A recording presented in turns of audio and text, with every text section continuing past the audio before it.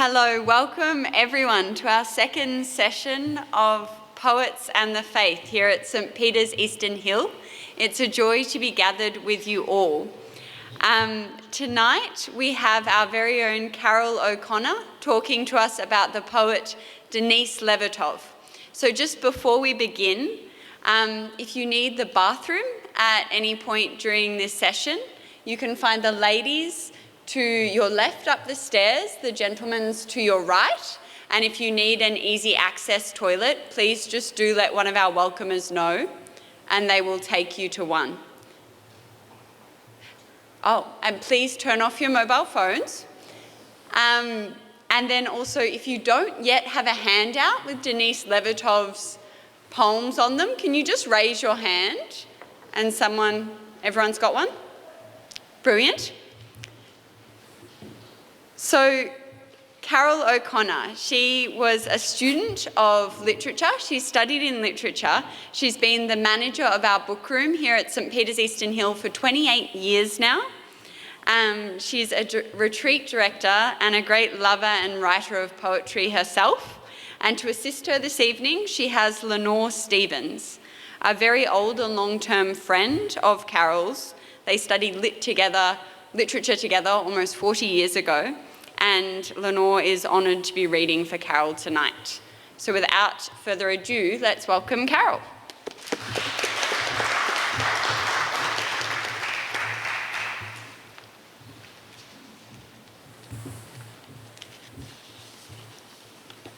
Welcome and thank you for coming tonight. And thank you, Mother Catherine and the Poetry Committee for this series. And tonight, thank you, Naomi and Eugene and all the people behind the scenes who've provided the drinks and the food to make this such a wonderful occasion to come to. And when this series tonight of Poets in the Faith was being organised by the committee, there was no discussion, at least to my knowledge, about the presenter's choice of poetry needing to be in sync with the season of the church calendar in which they're being presented. Be that as it may, it so happens that the two main poems by Denise Levertov, which you have before you tonight, you will have seen them in the handout, both reference gospel stories from the Easter season we are in now. They are gospel stories we are hearing in the church and indeed Thomas Didymus on last Sunday.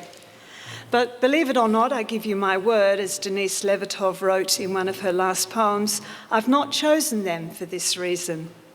But there we have it. There's a divinity that shapes our ends, rough hew them how we may, as someone else once famously said. We're going to start tonight's session with a reading of one of Denise Levertov's later poems, The Servant Girl at Emmaus, a painting by Vélasquez, and which was published in a collection of her poems in 1987. And it's the first poem you can see on the handout. The story behind the poem, as most of you will know, is based on the Gospel of Luke's account of a post-resurrection story of Jesus. Cleopas and another unnamed person meet and walk with the risen Lord on the Emmaus road, but they do not recognize him. In their conversation, Christ opens their minds in terms of understanding the events of the crucifixion that have just taken place. Still not recognizing who he is invited home with them for a meal. The speaker in this poem takes its inspiration from a painting you see at the bottom of the front page, Kitchen Maid with the Supper at Emmaus, a painting by 17th century artist Diego Vélasquez. There is, as you know, no kitchen maid in Luke's Gospel. This is an imagined scene. And here we are furnished with an account of this supper served by the maid as she watches it taking place from the kitchen.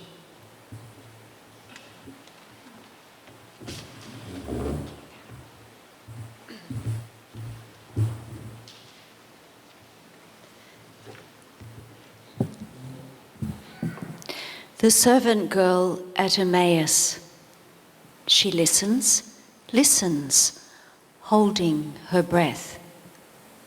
Surely that voice is his, the one who had looked at her once across the crowd, as no one ever had looked, had seen her, had spoken as if to her. Surely those hands were his, taking the platter of bread from hers just now. Hands he'd laid on the dying and made them well. Surely that face? The man they'd crucified for sedition and blasphemy, the man whose body disappeared from its tomb, the man it was rumoured now some women had seen this morning, alive. Those who had brought this stranger home to their table don't recognise yet with whom they sit. But she, in the kitchen, absently touching the wine jug she's to take in, a young black servant intently listening, swings round and sees the light around him and is sure.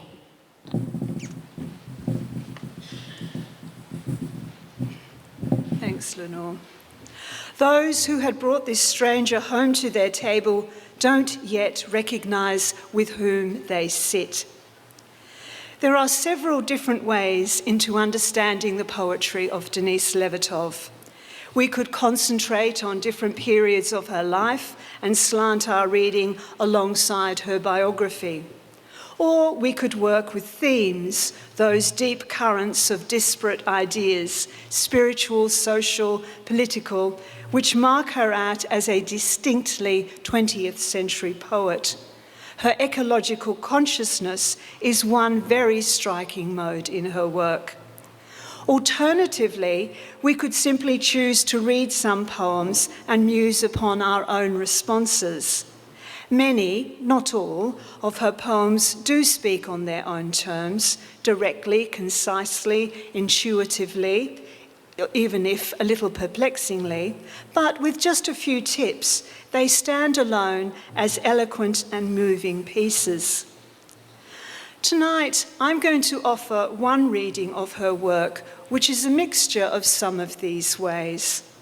I'm also going to draw on an insight about the process of faith her poetry, particularly her later work, may signify for us.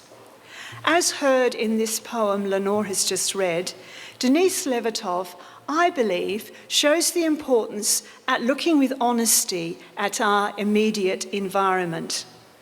Like the servant girl, she spent time scrutinising her world closely, her relationships, current ideologies, impulses of faith. Secondly, again like the servant girl, she was a poet who asked questions and interrogated that world and its people, its ideas and its beliefs. She took nothing at face value.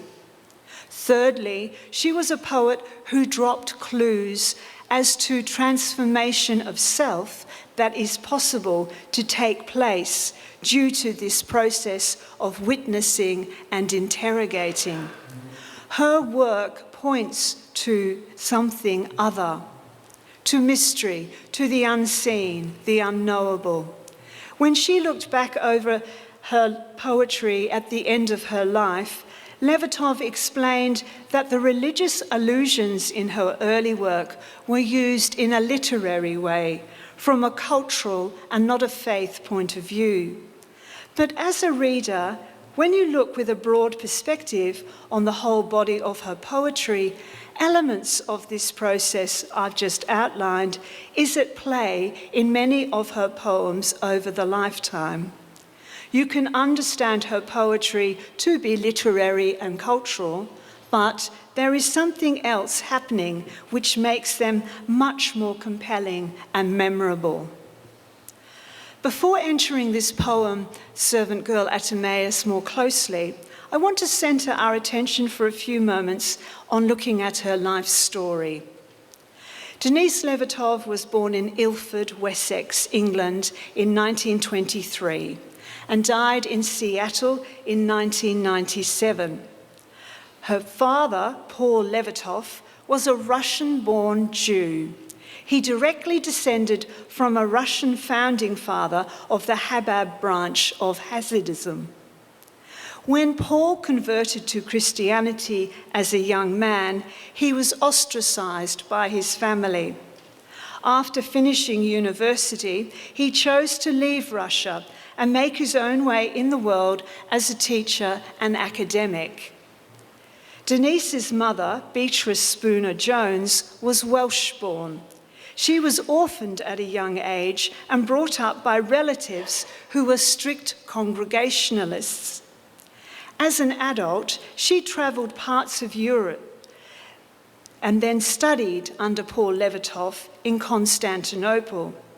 They married in 1911 and moved to London. There, as Anglican priest, Paul Levertov worked in a London Church of England parish, but he was also the director of the East London Centre for Jews and a member of the Hebrew Christian Church. And he would write liturgies trying to bring together, find the interface between with the Hebrew, with the Jewish, and with the Christian.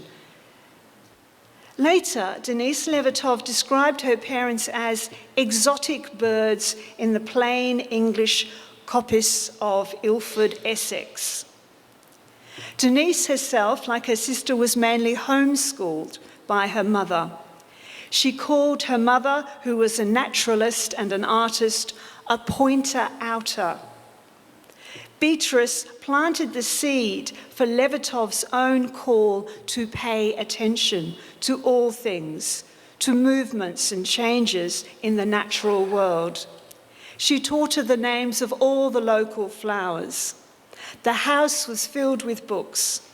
From a young age, Denise discovered poetry for herself and developed a very wide, eclectic interest, from Palgrave's Golden Treasury to Wordsworth, Coleridge, and Rilke and Auden. When she was 12 years, she sent a poem to T.S. Eliot, who wrote back 2 pages of literary encouragement. Essays from a wide range of thinkers informed her understanding about what it meant to be a poet, and some of these writings she went back to again and again throughout her life. Regular church attendance as a child instilled in her the stories and linguistic rhythms of the King James Version of the Bible and the Book of Common Prayer. As a young adult, she took drawing lessons, visited the V&A and London galleries, which became repositories to feed her awakening imagination. She learned to play the piano. Her appreciation of music, how it could influence the rhythms of writing, stayed with her. And even in the last few years of her life, she continued to take piano lessons. For a time, she pursued ballet. Then at 19, whilst continuing to write poetry, she trained and worked as a nurse during the war years. She had an older sister, Olga, with whom she was close to when they were young.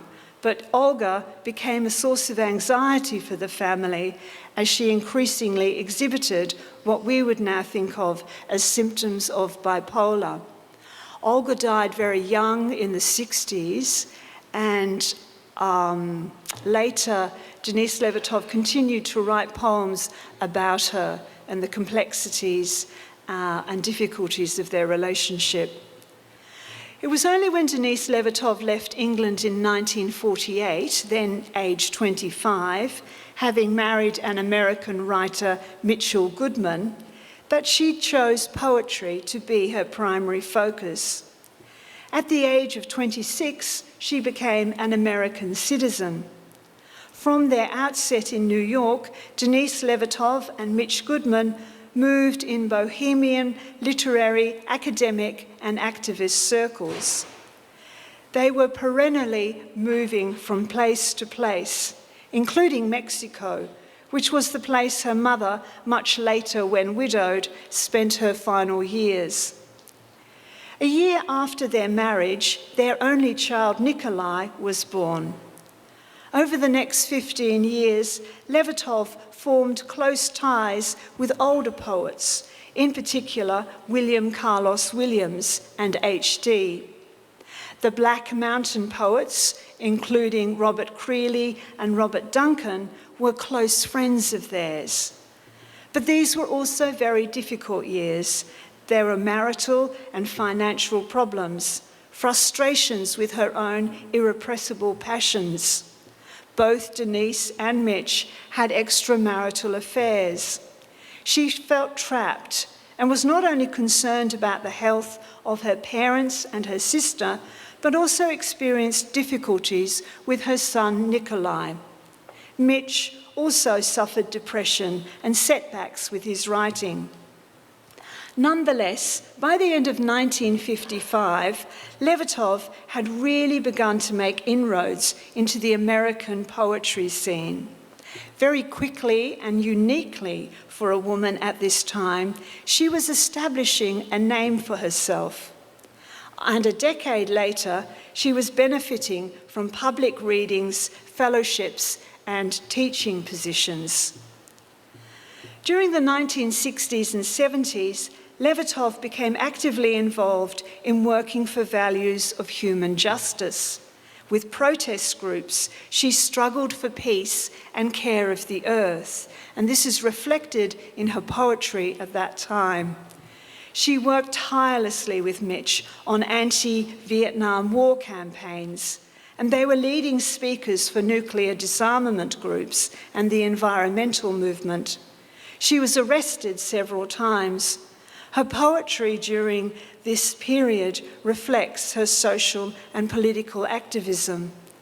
Such public activism wasn't new to her, because as a child, her family had sheltered refugees and publicly demonstrated against fascism.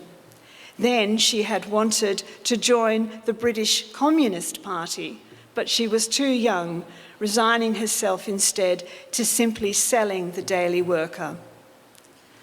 But Levertov's intense social activist spirit in the late 60s and 70s began to burn her out. She recognised that her poetic space, writing and teaching, had to be her primary focus. She also recognised that for her, poetry was a craft and had a prophetic dimension. But it was not therapy or confessional. She had learned years before from reading Rilke that poetry was organic, coming out of lived experience. It was in-seeing. And ever blunt in her speech in 1978, she said, "A poem is not vomit. It is something very different from bodily purge."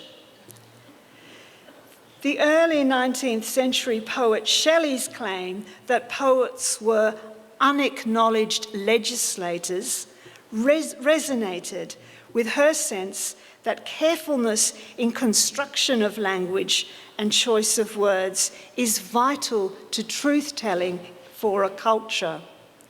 From William Carlos Williams, she was inspired by the necessity of trusting not ideas, but things.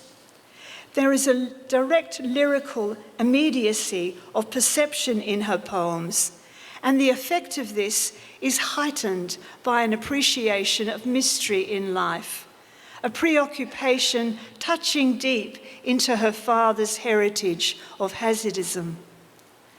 With her fellow poet colleagues, she experimented with form of poetic construction. Line break, rhythm, punctuation, indentation, all were scrupulously examined in order to find ways of communicating an intense experience like melody to the reader. She sought to articulate something pre-verbally intuitive. Poetry, she said, is born in the presence of a God. and for her, something deeply personal, of ethical value, sought to meet the personal in her to the personal in another. By the mid-1970s, her engagements with anti-Vietnam War efforts had ceased with the end of the war. She finally broke off her marriage to Mitchell Goodman and disconnected herself from her mentor and friend Robert Duncan. Levertov understood herself to be, she said much later, by nature, heritage, and as an artist, forever a stranger and a pilgrim. She came to call herself an air plant, rootless, wandering, whilst remaining true to that instinct within herself to press on. If she had a home, she maintained, it was language itself. Words to her were, she said, her new Jerusalem. She explored memories, kept a dream diary, reflected on her friendships.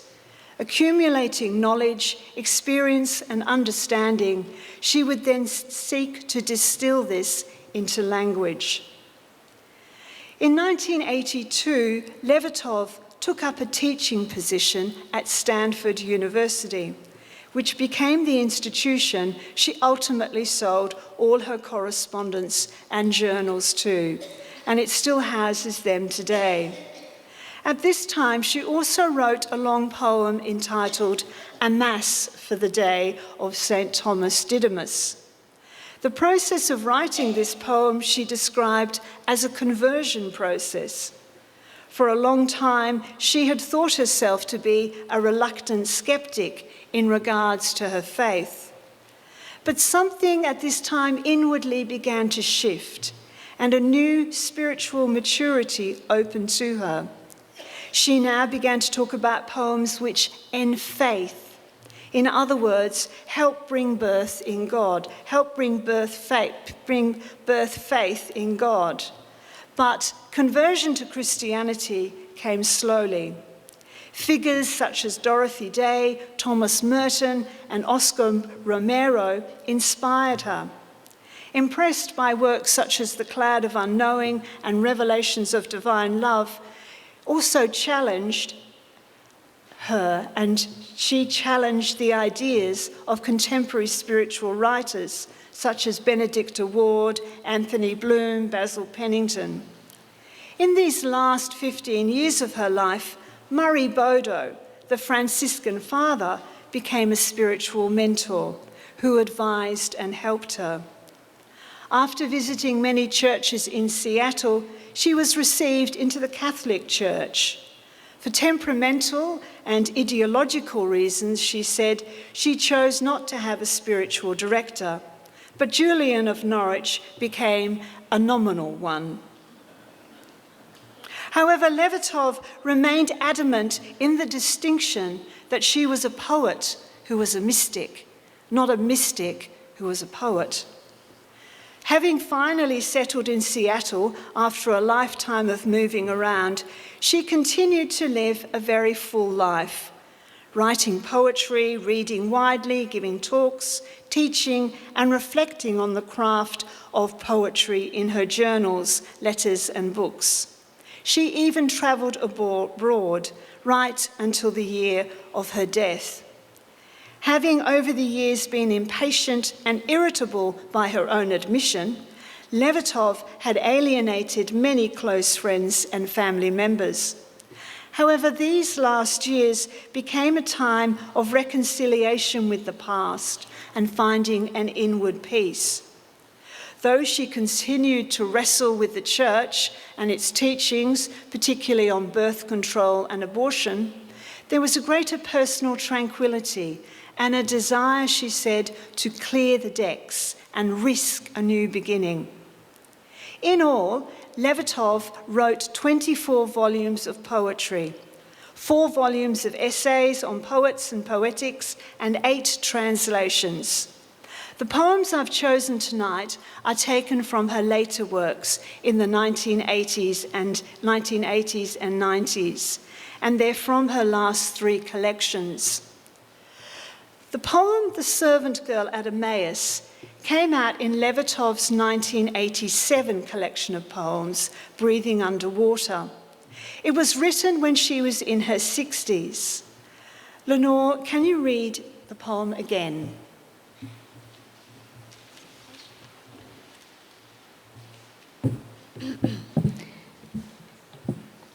The servant girl at Emmaus. She listens, holding her breath. Surely that voice is his, the one who had looked at her once across the crowd, as no one had ever looked, had seen her, had spoken as if to her. Surely those hands were his, taking the platter of bread from hers just now. Hands he'd laid on the dying and made them well. Surely that face. The man they'd crucified for sedition and blasphemy, the man whose body disappeared from its tomb, the man it was rumoured now some women had seen this morning alive. Those who had brought this stranger home to their table don't recognise yet with whom they sit. But she, in the kitchen, absently touching the wine jug she's to take in, a young black servant, intently listening, swings round and sees the light around him and is sure.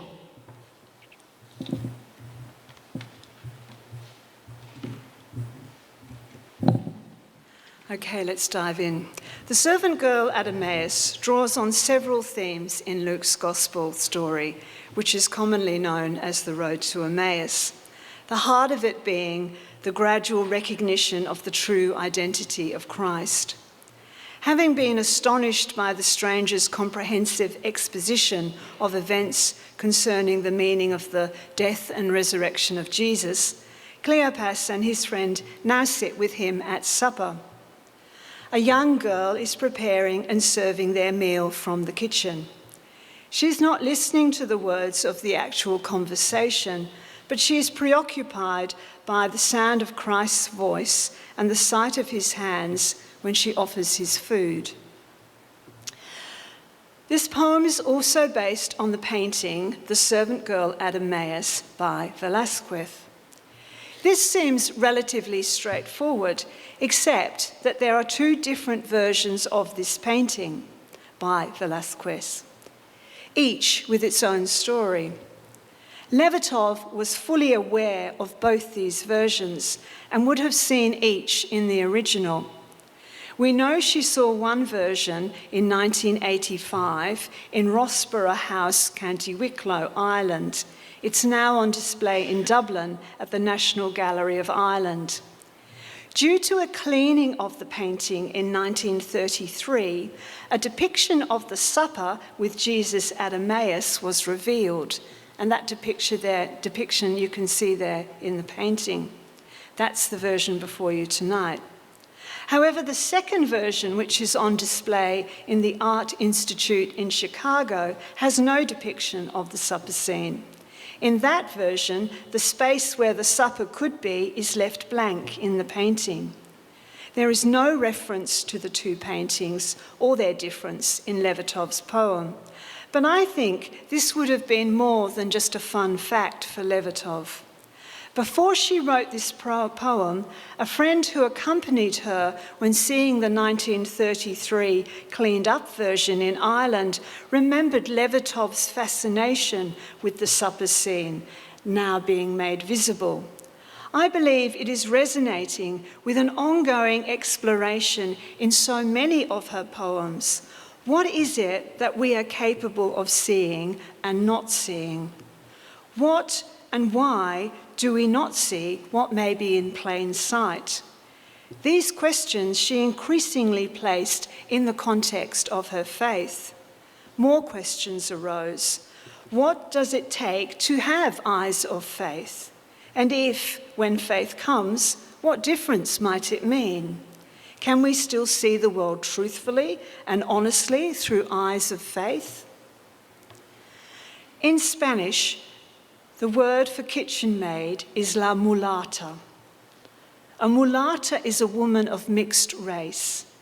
It comes from la mula, which means mule. Levertov describes the woman as a young black servant. Note that B is capitalised, as if black is her proper name. And significantly, in terms of her lowly position, she is only given this name right near the end of the poem. The maid is an outsider. Distanced from the discussion at the table, we can assume that she is here in the kitchen because of her work, but also dislocated due to the colour of her skin.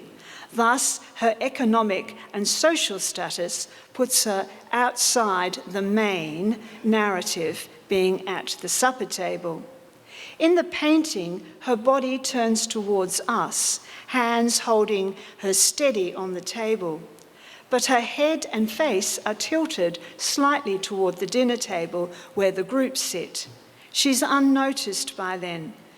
We can thus imagine her body in this position in the poem. But, and this is significant, although she is marginalised in the kitchen from the supper scene, she is centralised for us in both the painting and the poem. The servant girl listens to the voice of Christ.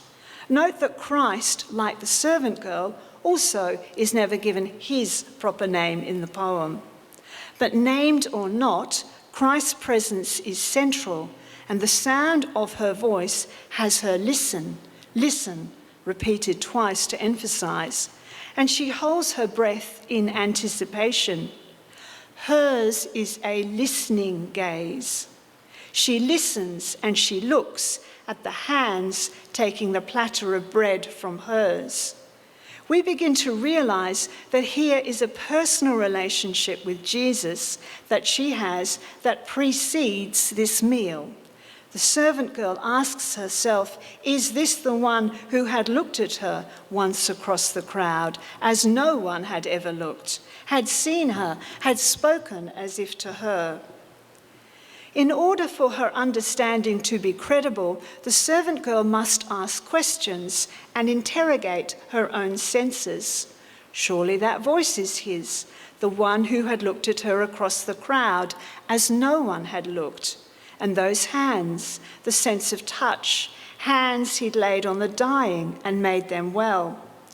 She, the servant girl, who is generally, we assume, made to feel less than nothing, a mule, was at one time given recognition of the dignity for being human being from Jesus, a healing inclusivity that no one had ever given her. He has already, once before in his life, shown himself to be a servant of God's love to her. His voice is the sound of someone whom we as Christians call incarnational love. A love that recognises no margins. Divisions such as insider or outsider are inconsequential. In other words, the girl is now being offered inclusion, a place within the story about Jesus and his life, death and resurrection. The invitation for the servant girl, here of her own free initiative, is to move into an unwritten future. But before she can do this, she must dare herself to turn fully around and look directly to verify that it is Christ. This is the moment of true courage at the heart of all her questioning and the poem. She may, in fact, be wrong.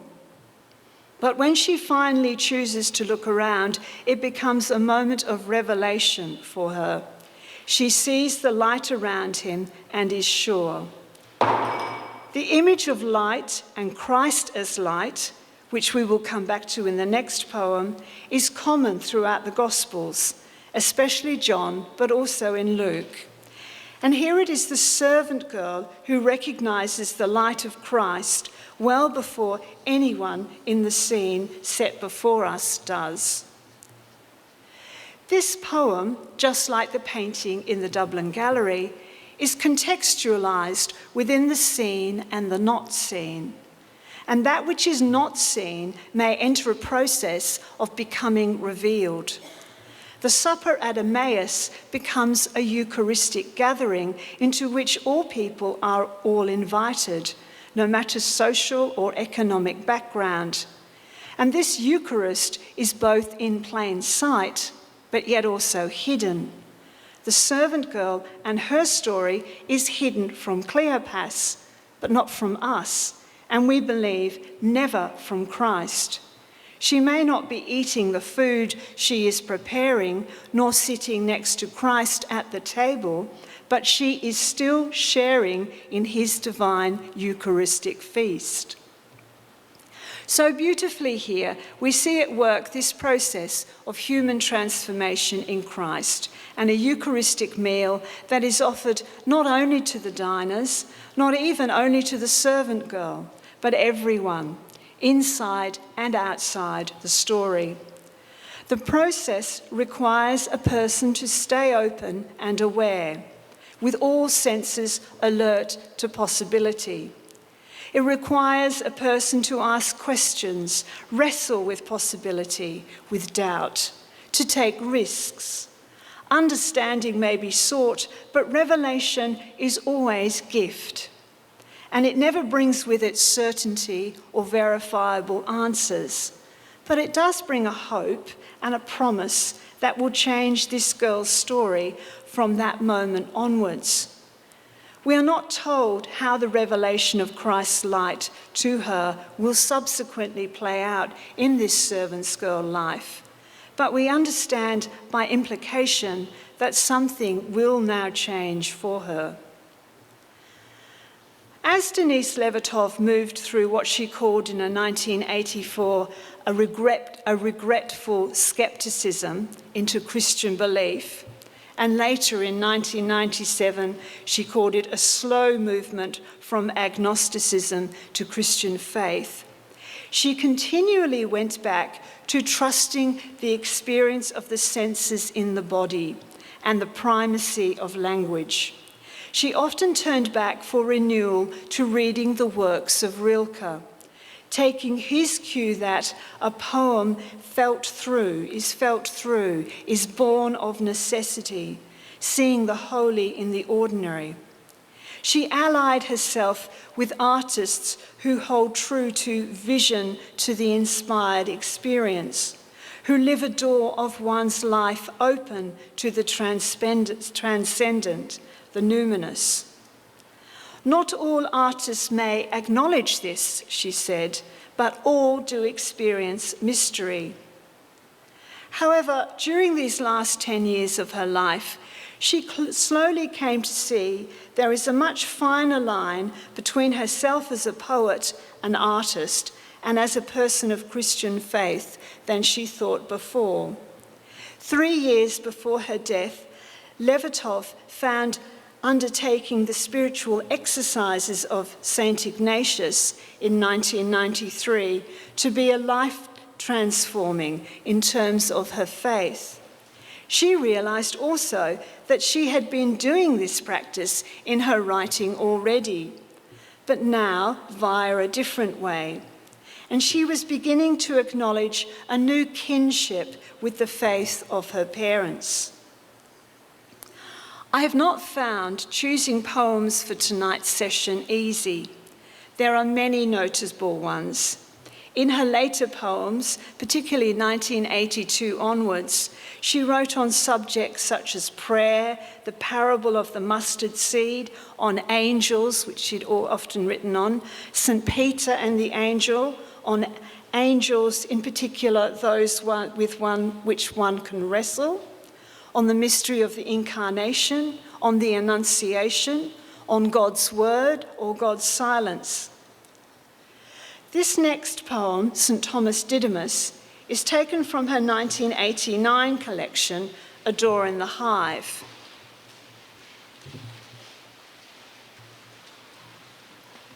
In this poem, Levertov takes two gospel stories and fuses them into a single experience. The first story is a very moving account of a healing miracle by Jesus in St. Mark's Gospel, chapter 9. Just after the Transfiguration, Jesus comes down from the mountain with Peter, James, and John. They approach the other disciples who are in a crowd gathered around a desperate man whose son is having a fit or a seizure of some kind.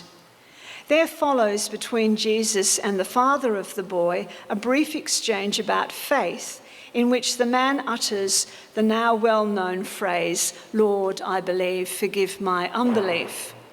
The boy is healed, and Jesus later tells the disciples that there are some healings that can only happen through prayer.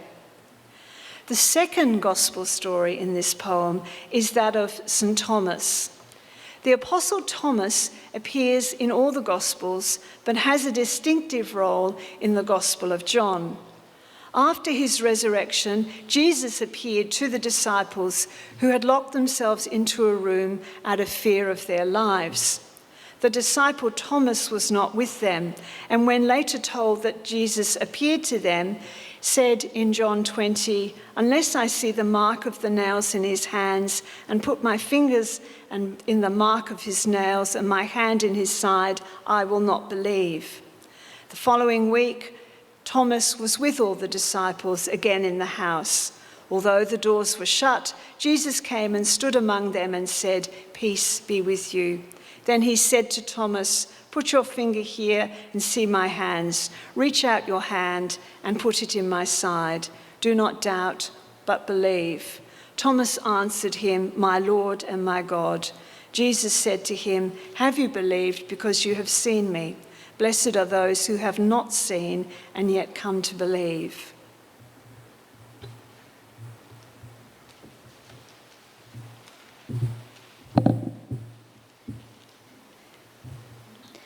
Sir Thomas Didymus. In the hot street at noon I saw him, a small man, grey but vivid, standing forth beyond the crowd's buzzing, holding in desperate grip his shaking, teeth-gnashing son, and thought him my brother. I heard him cry out, weeping, and speak those words, "Lord, I believe. Help thou mine unbelief," and knew him my twin, a man whose entire being had knotted itself into the one tight-drawn question, why has this child lost his childhood in suffering? Why is this child, who will soon be a man, tormented, torn, twisted? Why is he cruelly punished, who has done nothing except be born? The twin of my birth was not so close as that man I heard, was not so close. Say what my heart sighed with each beat, my breath silently cried in and out, in and out. After the healing, he, with his wondering, newly peaceful boy, receded. No one dwells on the gratitude, the astonished joy, the swift acceptance and forgetting. I did not follow to see their changed lives. What I retained was the flash of kinship.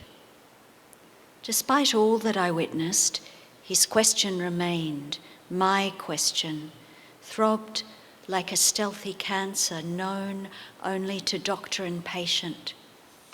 To others, I seemed well enough. So it was that after Golgotha, my spirit in secret lurched in the same convulsed writhings that tore that child before he was healed.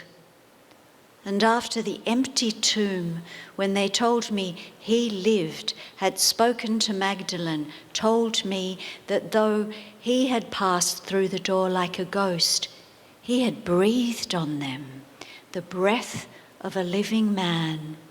Even then, when hope tried with a flutter of wings to lift me, still Alone with myself, my heavy cry was the same, Lord, I believe, help thou my unbelief. I needed blood to tell me the truth, the touch of blood. Even my sight of the dark crust of it round the nail holes didn't thrust its meaning all the way through to that manifold knot in me that willed to possess all knowledge, refusing to loosen unless that insistence won the battle I fought with life. But when my hand, led by his hand's firm clasp, entered the unhealed wound, my fingers encountering rib bone and pulsing heat, what I felt was not scalding pain, shame for my obstinate need, but light streaming into me, over me, filling the room as if I had lived till then in a cold cave, and now, coming forth for the first time, the knot that bound me unravelling, I witnessed all things quicken to colour, to form, my question not answered, but given its part in a vast unfolding design lit by a risen sun.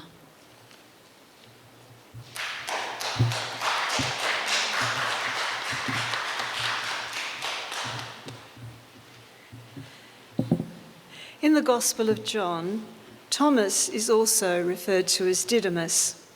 Thomas in Aramaic and Didymus in Greek both mean twin. Why is he referred to as a twin? There seem to be theological debate and a number of theories here, and I will direct your questions to Professor Dorothy Lee later about why this may be the case. But as I understand it, essentially we don't really know. We know Thomas as the doubter because he is the one who doubted Jesus' appearance amongst the apostles. However, for Levertov, I think giving the poem the title St. Thomas Didymus is significant in two main ways. Firstly, this idea of duality was something she had been interested in from very early, calling her first collection of poems in 1946 The Double Image. Levertov's poems are relational, in dialogue. Nothing exists in and only in and of itself, but in relationship. There is also a fluidity between inner imaginings and the outer world, which, she says, lends our life a sense of a dream's reality pointing towards an ephemeral eternity. We can imagine ourselves or see ourselves mirrored in others. You mirror me, I mirror you. And this points towards something even more than both of us.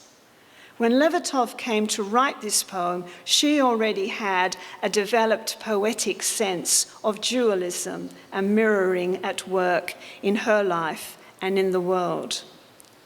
Secondly, Levertov enjoys wordplay. Both these names, Thomas Didymus, mean twin, but the fact of this and the significance is kept hidden until we read the poem.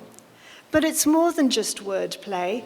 Notice in the poem that just as St. Thomas is not named directly in the body of the poem, neither is Christ named directly, except right at the end when he is obliquely referred to 3 times with reverential capitalization, he and his. And yet the whole poem, again, as in The Servant Girl, rests on Christ's presence and the poet's recognised need for him in their life. This poem is not just about the possibility of miracle, but it suggests that the significance of what we see can take a process of time, before it comes properly into focus.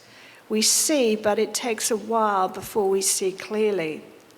The sort of seeing Christ asks of us is not just done with the outer eye, but an inner grasping or spiritual understanding which happens over time. This process of uncovering happens differently for everyone. And at the end of the poem, we sense that Thomas Didymus is no longer alone with himself. He is no longer divided. He is no longer twin to anyone, but one with Christ. Let's focus on the poem more directly. Note how the poem is set out on the page. Levertov believed that the poem is a musical score, not a picture or a design on the page. This poem is not tightly compacted as The Servant Girl at Emmaus, but the lines are spread out, the sentences long but seemingly spare and broken. This lightens and breathes air into the poem, gives us the effect of a haltering, thoughtful tone. Its rhythms aren't hasty in pace, but it's not smooth sailing either. This poem itself is very clearly divided into two parts, and it breaks down, I think, into 6 loose stanzas, each finishing with a full stop. The first part of the poem focuses on a witness describing a healing miracle of Jesus. There is a small hiatus of several lines when the speaker considers his own position. And then we move into the second part. We take it to be that same witness, now clearly identified as Thomas, and within the enclosed room where Christ appears to the apostles a second time after the resurrection. The first part of the poem opens with someone, at this stage we don't know who, witnessing the scene of a hot street at noon. Noon is the time of day when there is least shadow cast by the sun. Here, there is a sense of the world being brilliantly lit. There's an intensity with no escape from the light. This light may perhaps have some resonance with the episode directly prior to this in the Gospel of John, not referred to in the poem, being the transfiguration of our Lord. But unlike that light, this is one that exposes vivid what has gone wrong in the world. It's a harsh light. But the scene is also described like an impressionist painting, where it's difficult to see what's happening with any clear definition. We are told there is a small man who is beyond a crowd buzzing and desperately holding on to his young son, who is having a fit of some sort. All we know of this man is that he is small, grey, and father of a son. He is anonymous. Maybe his face is grey due to his distress. Maybe because in contrast to the noonday exposure, he feels lost in painful shadow. This image of light comes back at the end of the poem, where it's a very different type of light, and we'll come to this. The opening scene holds a sense of noise, desperation, and panic as the man's son has what may be an epileptic fit in public. Immediately, the speaker of the poem recognises this man to be his brother, and note not like his brother, but owning him as brother, not in biological kinship, but one of intuitive closeness to this man's experience. The closeness is immediately furthered and taken to a greater affinity when, after the father cries out, "Lord, I believe, help thou mine unbelief," the speaker identifies the man no longer just as brother, but as his twin. It's clearly the suffering of the man that the speaker identifies with. This is a pain that mirrors the speaker's own pain. And we begin to suspect that this may become a poem not so much about the father's experience, but the speaker's. The word twin gives us a clue we need to suggest that the speaker may be St. Thomas, the disciple. It seems to be his own entire being that's knotted into a question.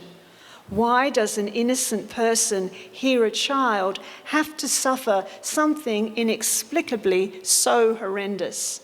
The twin of my birth is the speaker's complete self-surrender in identification of the dilemma of the distressed man.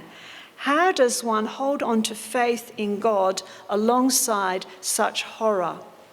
In other words, the burning question at the heart of the poem, why is he cruelly punished who has done nothing except be born, is one for which he can find no answer, no sense of meaning or resolution in terms of his faith. Lord, I believe, forgive my unbelief. And then we have a gap, a pause between lines, after which we learn by implication that something major has happened that we have not been privy to, but the speaker has. We know it by these three simple words, after the healing. Hang on, what healing? What did we just miss? We are not told how or by whom this healing has happened, simply that it has. Swiftly we are moved into time after, when the father and wondering and newly peaceful boy recede from the scene. We can now perhaps more firmly identify the speaker to be St. Thomas. Thomas certainly witnessed the miracles of Jesus in the Gospels. By this stage, he would have also been accustomed to witnessing responses by many people who had been healed, cynically observing, no one dwells on gratitude, the astonished joy. Those who are healed often swiftly accept and forget and don't ponder the mystery. We see that the actual kinship he felt with the Father has only been momentary. It passes in a flash, as soon as the Father exits the scene. Now, the real purpose of the poem, the preoccupations of the speaker, are revealed. Thomas's own affliction has not been healed. Like all the miracles of Jesus he has witnessed, this one wasn't for him, but for someone else. His torment regarding the gratuitous nature of extreme suffering and his irresolution in the declaration, Lord, I believe, help my unbelief, painfully remains for him. This scene, with its questioning about the nature of suffering in our world, may have been played out 2,000 years ago, but it is equally powerful today. These next few lines, referring to the stealthy cancer that throbs, known only to doctor and patient, are written in such a way that they could be about anyone we know, including ourselves. The phrase, to others I seemed well enough, has a contemporary ring about it, and words said with a hint of bitterness. We can each to this day also be a twin in witness to suffering. This pain can be known to us. The naming of Golgotha is the crossover point in the poem, where we move from the Father and the Son story directly to that of Thomas and Jesus. Golgotha, meaning the place of the skull in Hebrew, is where Jesus was crucified.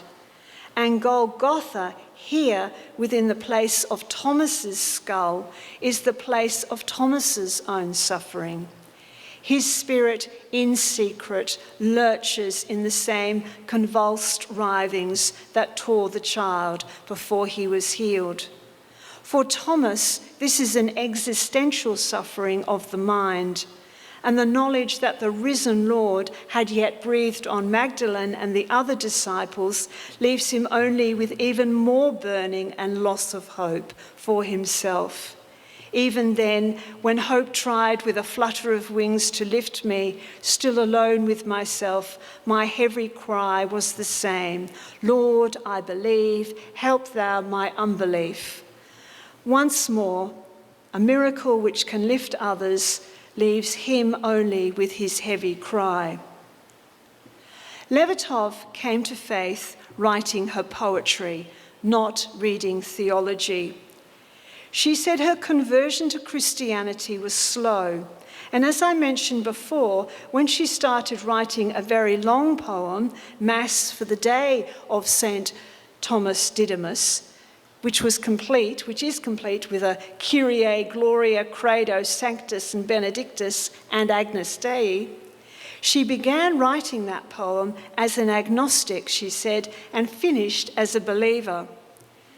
And it was also writing a long piece about the early English church mystic, the showing Lady Julian of Norwich, that she came to a new place of understanding about the nature of suffering in the world and finding a peace of mind. In this poem, St. Thomas Didymus, it is as if, I think, she's attempting to synthesize the advent of her coming faith with her own perpetual doubt. St. Thomas, in these last two sections of the poem, really digs deep into the nature of the battle he fights with life. Seeing the dark crust of blood around the nails holes of the crucified Lord, for him doesn't thrust. Note the word thrust itself, sounding like the action of nails being pushed in. Doesn't thrust any true meaning into him. He needs to touch Christ's blood. His longing is visceral. And the manifold knot which he saw tear at the Father at the beginning of the poem is now for him identified as a knot that longed to possess all knowledge. It is right down deep inside himself. St. Thomas is working at an intuitive level.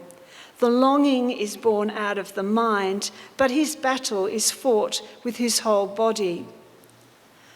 Moments of revelation, even when longed for or sought, always involve shock and surprise.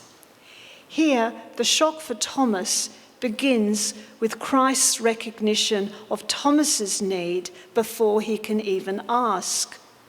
But when my hand, led by his hands firm clasped, entered the unhealed wound.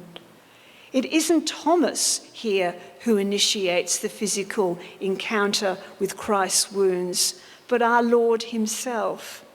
It's Christ who draws Thomas to himself.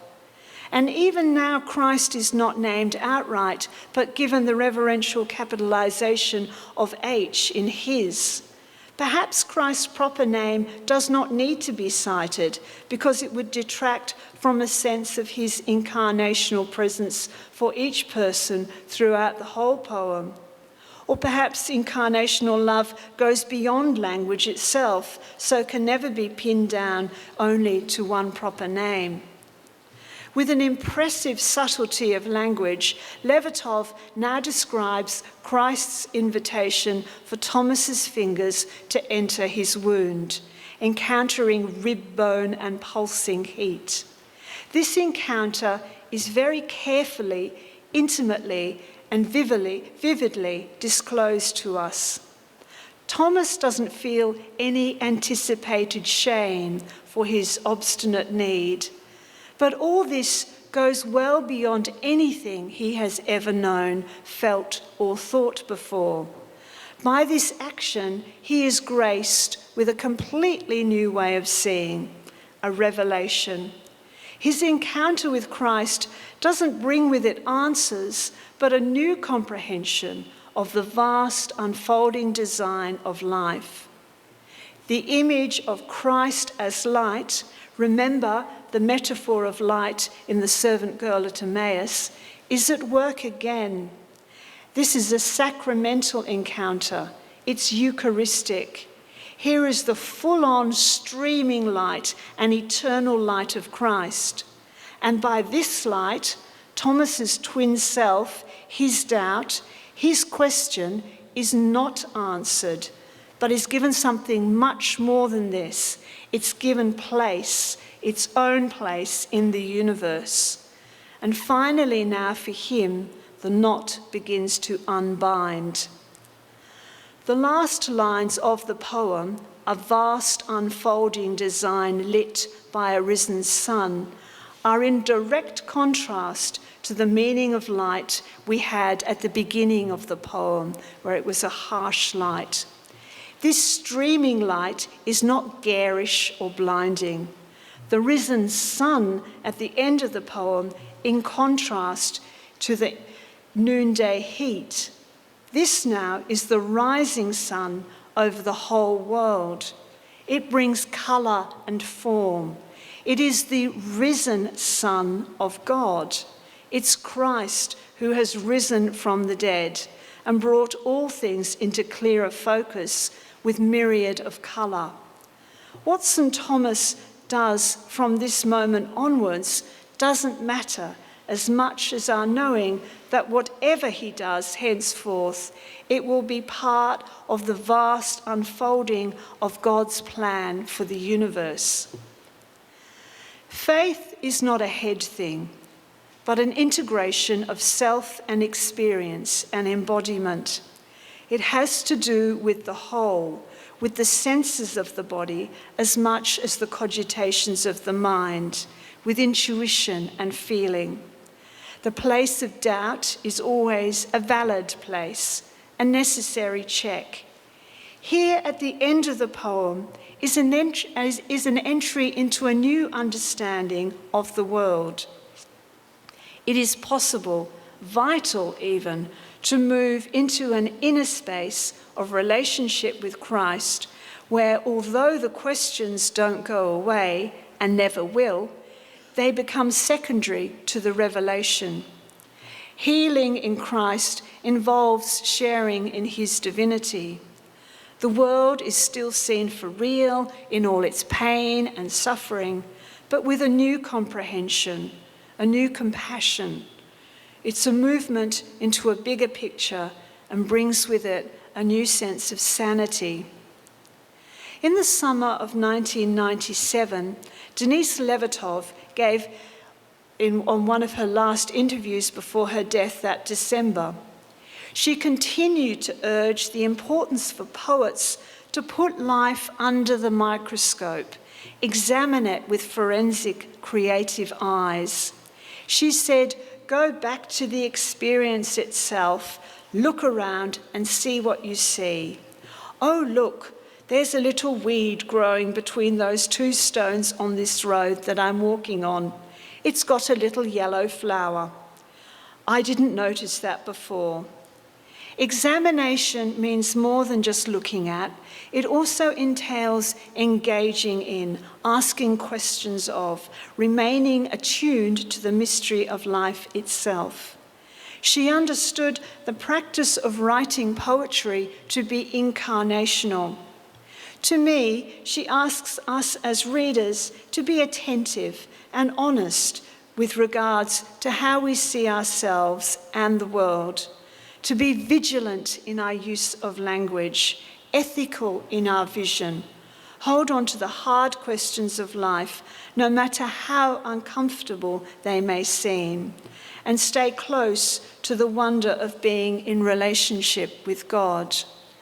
And I want to leave you this evening with the last poem, Primary Wonder, which is the last. She had a book published posthumously, but this poem is the last poem in her last published work, Sands in the Well, 1996. So I will leave you with this poem.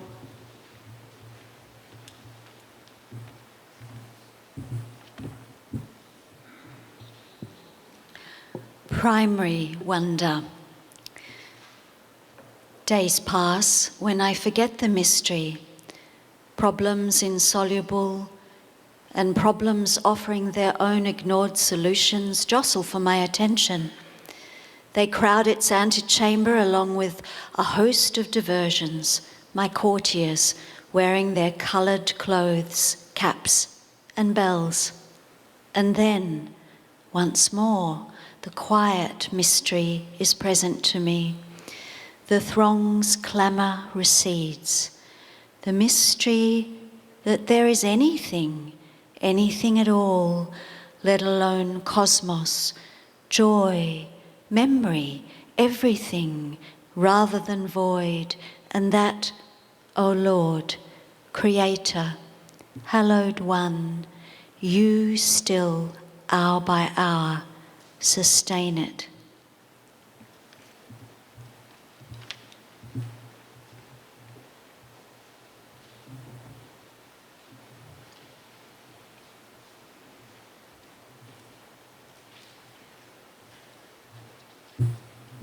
Well, first of all, we might give Carol and Lenore a round of applause for such a wonderful talk.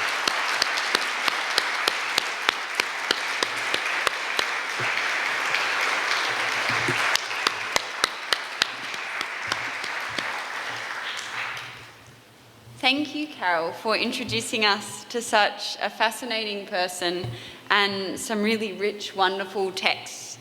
From early on in your talk, when you talked about the listening gaze of the servant at Emmaus, and then really drew our attention to the way that Levertov's attention to the things of this world pointed her towards an ephemeral eternity, and that pervasive presence of Christ in her work, though she barely names him. It was absolutely fantastic. We have about 10 minutes now for questions. So can I ask anyone who has a question or a reflection, if you could raise your hand and the microphone will be brought to you.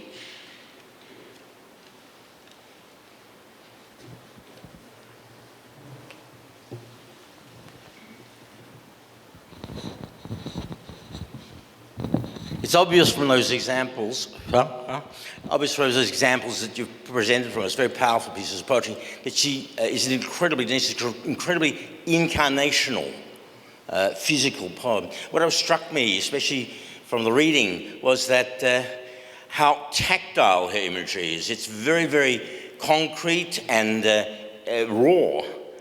And at the other end, you have light coming through. I'm wondering, would you have any comments on this sort of duality between the physical and the divine light in her poetry?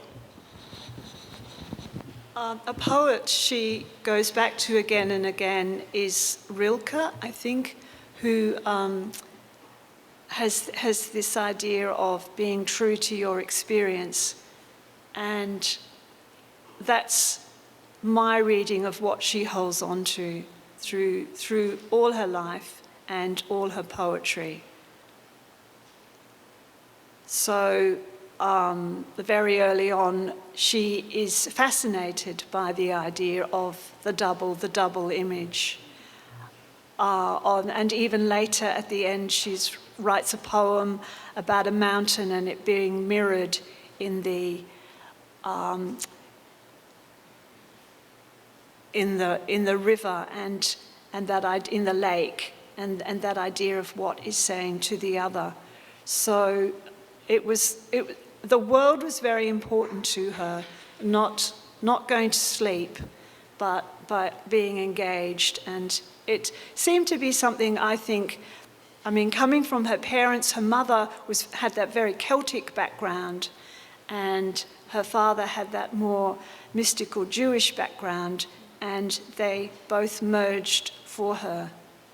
They encouraged that both Olga and Denise were very intelligent, very gifted young women, and they were taught to think for themselves. Is there another question? Yes, thank you. Thank you very much. I really enjoyed the close readings. I thought they were wonderful. This is a bit personal, but I wonder how you first came to her and how, during your life, you've sort of met her. Did you meet her when you were very young and then you've lived your life through her poetry, or just is she a recent discovery? I actually can't remember, but I do know that I think somebody... Oh, I know. I first came across, there's a beautiful poem, there's a long poem she wrote about feet. And yes, and then in one part of that poem is Maundy Thursday, the foot washing. and she talks about the feet and the different people coming and the peasants' feet. And I think it's Ceylon, she gets this image of celery feet, peasants who walked over the country. And so this Maundy Thursday poem really attracted my attention. And then I think it was 2016, I wrote about her and gave another talk. But with this talk, I thought, I'm not even going to look at that. I'm going to see where she is now and where I am. And I find her very whole, I think. She's very, I like it that she's very of the body, and she's also intuitive and has that kind of, I don't like the word mystical because it sounds like it's off the planet, but you know, that kind of spiritual understanding. So, and she's very integrated, but she's also very human. And sometimes I look at her poetry and I think, oh, is that a bit problematic theologically? I'm not really sure. But I don't think she would have cared about that because she was more interested in what was going on in her and this truth coming out. But also, I don't read a lot of her anti-Vietnam poetry and things because it's not a context I really understand. But for her, it was a truth at that time for her, and I'm sure speaks to lots of other people. Thank you. Any other questions or comments? Yeah, Jim. Oh, 1 second, sorry. There's Very much the way she used the light in the second poem, the Thomas poem, where the light now, the risen sun, enables her to see the world differently. I'm slightly puzzled in the first poem about her use of the light. She swings around and sees the light and is sure. Is it the light that gives her the surety, or what made her swing around rather than just turn around to take the jug in? I'll leave you to answer that, Jim.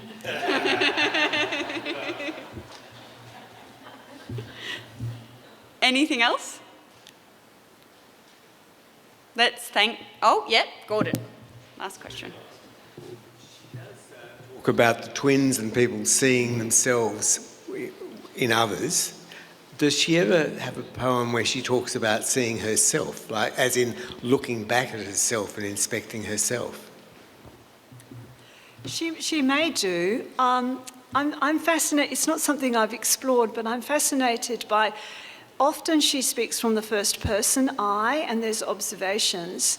She very rarely takes a character like Thomas and explores her thoughts through his eyes. She will do third person as well, he, but she doesn't often take on that. So, yeah, it's another area to explore, Gordon. Right, let's thank Carol again.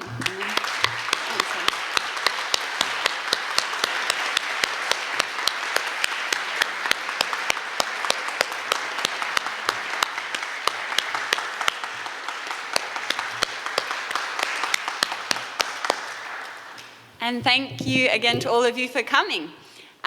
Please do take a program if you don't already have one as you leave to see future sessions. And please do, if you're able to, leave your plates and your glasses on the tables near the kitchen to assist us with packing up. And thank you to all who helped to make this possible tonight.